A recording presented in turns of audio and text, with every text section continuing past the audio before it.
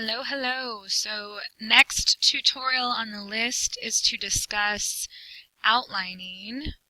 And what I need from you is for you to go to the school website to start off so we can look at a couple examples. And so that website is going to be www, you have to put that, .medford.k12.or.us. And that will pop up the district website, which you're going to click on schools and then go to South Medford High. And once you're here, you're going to click on Our School and then Handbooks. And then once you're in Handbooks, you're going to go to Senior Project Handbook, and this gives you anything you need to know about the senior project and paper. You're going to click on it.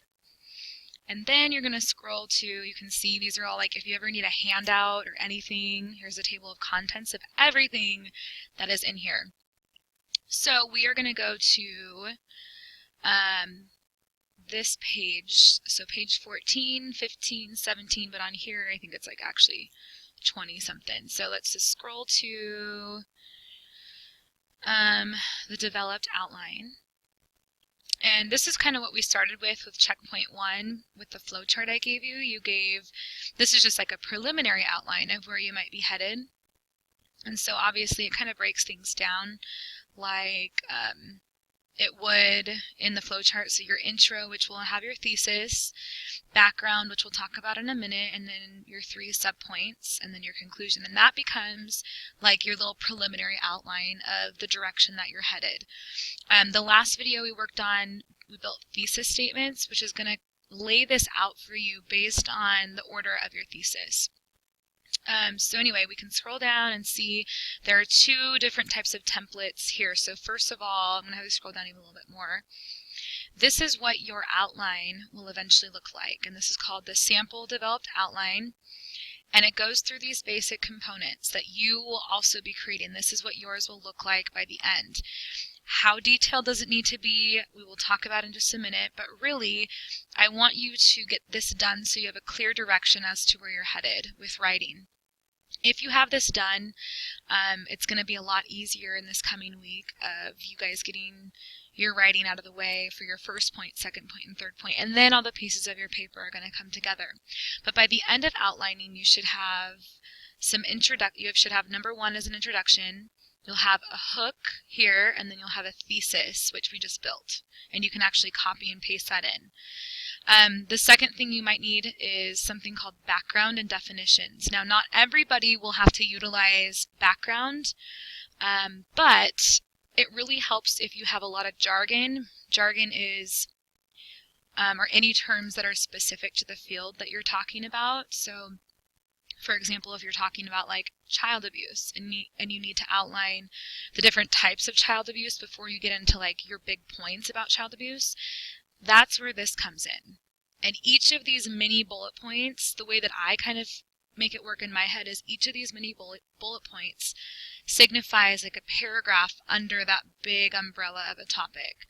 So if I need to have a paragraph about art education programs offered, here's what that paragraph is going to talk about. The definition of art, programs at the elementary school levels, and then programs at the secondary. And that's my first paragraph on background. Then I'm going to go to B, and I'm going to do another paragraph on the history of art education in public schools. And I'm going to talk about the first art programs that existed and the historic reasons for including education into public schools, or art education. And that becomes my second paragraph on background. So that's like my historical context, so definitions, historical context, and then maybe I need even more complex information about the numbers of students in art programs. So that becomes in itself another paragraph. Paragraph C, estimates in high school programs and estimates of those who go into art programs in college.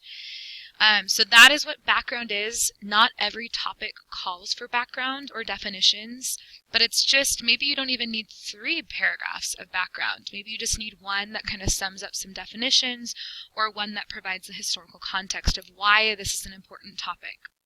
I gave the example when I was teaching on outline. When I did my senior paper, I focused on the importance of music programs in education and how they were being cut. So I did, in my background, I did why our district was cutting programs, and it was all because of funding. And they were forcing students to pay for education or for music education. And I thought that education should not be cut because it provides all these different benefits. But I needed to provide that historical context here as to why it was even important. Like, this is an important thing because schools, when they have budget crises, the first thing they cut are music programs because they see those as the least important, when really, in essence, they're very, very important. And I wanted to make sure that background was clear. So like I said, not every topic calls for it. But if you feel like you need to provide some context or some definitions which are embedded in jargon, meaning specific language that is that deals with your field of what you're talking about, then that is where it goes. Okay. The next thing is, for the third point, you're going to talk about your first subpoint in your thesis up here. Once again, each subpoint or each big point has to have at least an A and a B, which signifies at least one paragraph and then two. That's just how my brain works. So for my first paragraph, this is what I'm going to tackle, and these are the things that I'm going to talk about. For my second paragraph of my subtopic, I'm going to talk about this, and these are the things that I'm going to include in that paragraph. Or perhaps this B becomes multiple little paragraphs, and that's fine also, however it works in your head. But every big point, as in like your subpoint, must have an A and it must have a B. It can't just have an A. Okay, so it's got to be an A and a B, and some of them, as you can see, even go to C. Sometimes you have A, B, C, D, E. Sometimes you have tons of points, and that's how you break it up, and that's fine. And then notice the ones and the twos underneath it signify the specifics that you'll talk about in that paragraph, and that all goes under this big umbrella piece here. Okay, so that's first bullet point, second bullet point, third bullet point, with an A and a B, and then your conclusion, which is basically just like any other conclusion, summing up your thesis statement, and then recap the benefits or your subpoints 1, 2, and 3, and then your overall statement as to why we should care, the call to action or final thoughts that you want to leave with your reader. And so that's what yours will look like. That's an example. Here is a template that was given to us from the district, and it just walks through what I talked about and adds this really cool acronym to each body paragraph. And this acronym kind of provides you with specific information that you should include for every body paragraph. The acronym is FIRES, which stands for you should include facts, incidents, reasons, examples, and statistics for every point that you have, or maybe not every single one of these for every point you have, but you should include these in your main points at some point in order to really prove the points you're trying to make. So anyway, you can see once again your intro. This kind of lines everything out, your background, and then each subpoint of your thesis, it says transition, don't forget, topic sentence, your FIRES, facts, incidents, reasons, what else, examples and statistics, and you put those in here, add details, second point, third, so that's all one. Then I go to my next one, and you can see transition, etc., etc. So that's what we're going to follow. So right now, this is just here for you as a guide. And like I said, you know how to get there. But I want you to pull up a blank document. And I'm going to show you how to set this up. So, and I'll show you all the formatting. So let's do like MLA. So you're going to put your name, your teacher's name. Oh wait, I'm Emily Brink now. My bad. Mrs. Brink, English 4, period 5 or 6, whatever you are, and then the date in MLA. And we're going to center the title, develop outline. And then we're just going to make sure it's in MLA format. So Times New Roman, 12, double spaced. And then once I'm here, I'm going to go back to that over there, and I'm going to go back to single space just because it's easier to get it all on one page. And I'm going to start with, I'm just going to input number 1, period, space, and it automatically formats. And you're going to type introduction, if I can type. Okay? I still didn't spell it right. My bad. There we go. So then I'm going to hit enter. And how do I create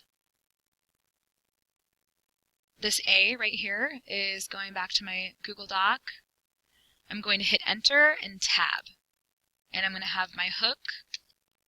And I'm also going to show you how to create a cool arrow. So you go dash dash greater than sign like that, and then a space, and it creates a cool arrow. And the dash is like up next to the 0 on the numbers. So hook can be like a statistic, and I'll teach you guys about intro later. Statistic, a story, a quote, etc. You guys know how to hook. And then you put enter, that'll give you your B, and then you give your thesis, and then you just copy and paste your thesis in here. And that's pretty much your introduction. Okay? Then we have our next, if we go back to our example, we need background, and this is where you decide if you need background or not. Okay? So background, we're just going to add it for the sake of it, why not? So I'm going to hit to get to number 2 for background. I hit enter once. Gives me a C, I don't want that. I'm going to hit enter again, and I'm going to put background. Okay, and in my background, I'm going to push enter, tab to get my A, and I'm going to say definitions of jargon. And jargon is language specific to the field I'm discussing.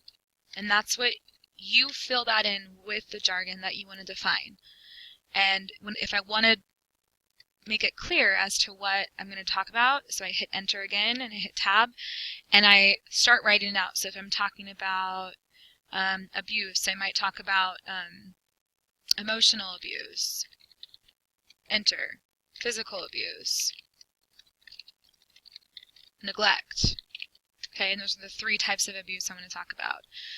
I should probably add sexual abuse in there also. Different types of abuse. So those are the 4 things I'm going to include in this first paragraph of jargon. And I have to figure out how I'm going to write that so it's not just like emotional abuse is, physical abuse is, sexual abuse is, etc. Okay? Then I want to maybe go to B. I'm going to hit enter and enter again. And I'm going to give maybe some historical context or background. And if I want to give many points, I hit enter, and I say maybe some statistics about abuse. And then I find some other things, so it's kind of up to you. Okay, so I'm done with background. My next point is my first point of my thesis statement. So to get to 3, I have to hit enter, enter, and enter. First subpoint. Arrow, and I'm going to write it out. You're going to write your subpoint out. And then I'm going to make sure that I have an A, paragraph 1. You tell me what your paragraph 1 is about. You tell me what's in your paragraph 1. And I'm going to go to fires. Fires. Okay, fires. Facts, incidents, reasons. I can't remember what the E stands for, and then something else. You can look at your notes. And then I need to have a B also. Paragraph 2. Arrow. And the arrow, once again, is the dash, dash, greater than sign, space. And then fires, fires, etc. And if I want another paragraph, enter, enter. Paragraph 3, fires, fires. Okay, so and you can't just have this as your overall being done. Like you can't just be like, oh, this I'm going to turn this in. I want you to actually fill in the information for your subpoints. The other thing that's really cool is if you go back to your summaries and you kind of review what you've written, sometimes you might realize that you have all 3 paragraphs or 4 paragraphs or however many paragraphs you wrote on your first subpoint. So maybe you go back to your summaries and you highlight your summary and you input it here as your first paragraph. And you start building your essay this way. So I have 1 paragraph. I don't have a paragraph 2 or 3, so I need to write those 2 paragraphs. And then I go to my second point. So you're just going to continue on, but you can see that sometimes that helps in the process of building your paper. Okay. How you finish this is building the rest of your subpoints. So second set point, and then third. And then your conclusion, and then you're all good to go. If you need more,